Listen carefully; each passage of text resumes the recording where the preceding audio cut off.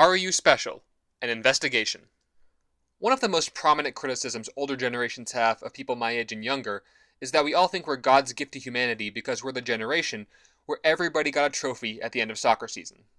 As a result of this, we supposedly go through life thinking that we're special snowflake champions without having won anything. This is a hilarious criticism for one primary, obvious reason. Who gave us the trophies, dipshit?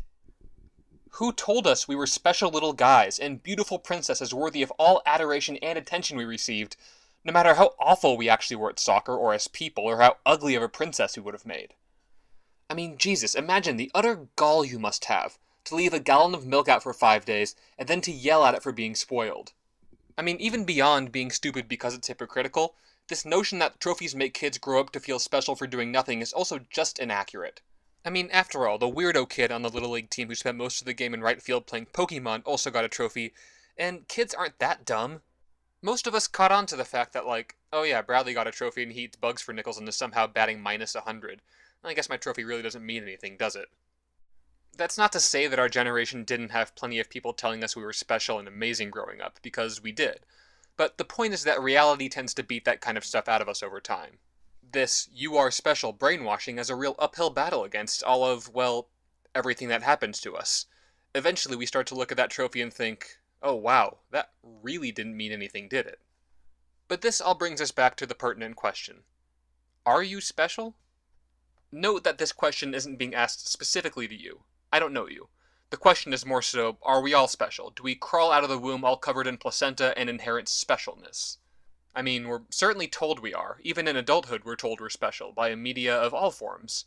After all, as it's said, "You are my friend. You're special to me. You are the only one like you. Like you, my friend. I like you." And is that true? I mean, are you special in that sense? Technically, yes. Fuck yeah! Woo! You are special. There is no other you. Throw a party, start a YouTube channel, buy a bunch of followers and call yourself an influencer. Jump into a pile of participation trophies. You are special. Woo! After all, this must mean that there's therefore some lucrative job out there that only you can do. Some person out there who is perfect for only you. Some gosh darn miraculous life destined for only special little you to live.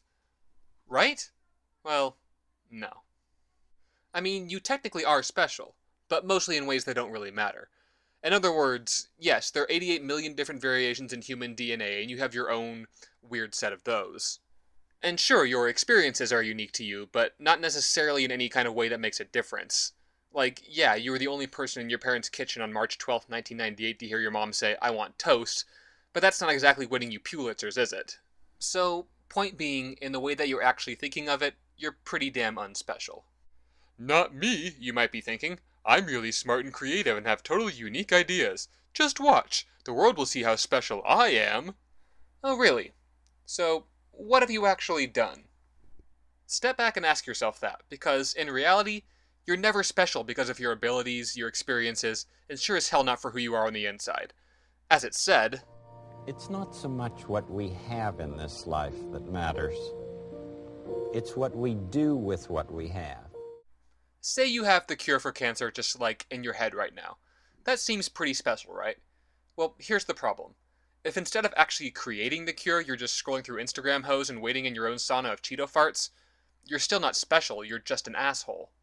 But before you get all depressed and whiny about how unspecial you are, let's ask ourselves a more important question. Does being special matter? We certainly think it does, and it's easy to see why.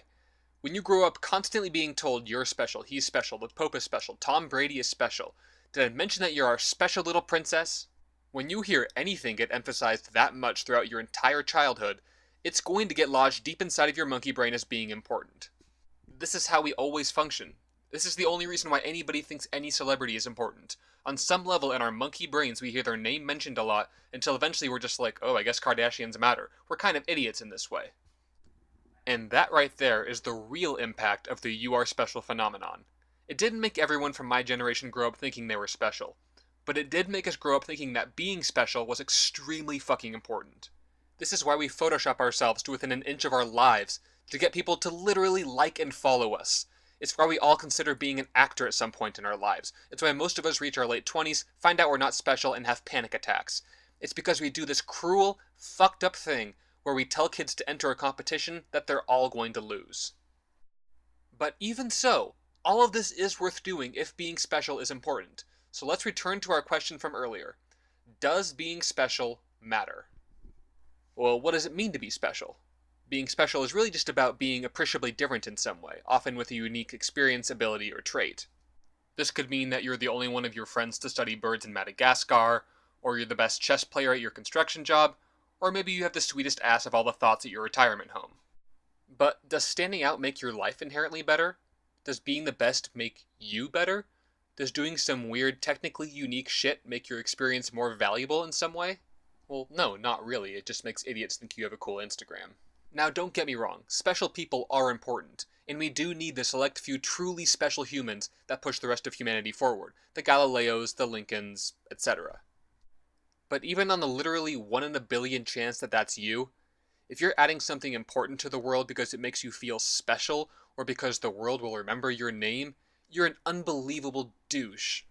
I mean, think about it. Wanting to go to space because it fascinates you, or because it gives you an amazing universal perspective is totally valid. Wanting to go because few people have been before you makes you a petty weirdo.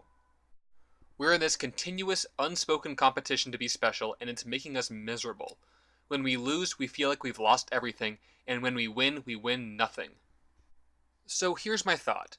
Maybe if we stop trying so desperately to be special, and we stop raising our kids to care about being special, and we stop throwing shoes at our significant others because they're not making us feel special enough, we can focus on things that actually matter, things that help us to live better lives.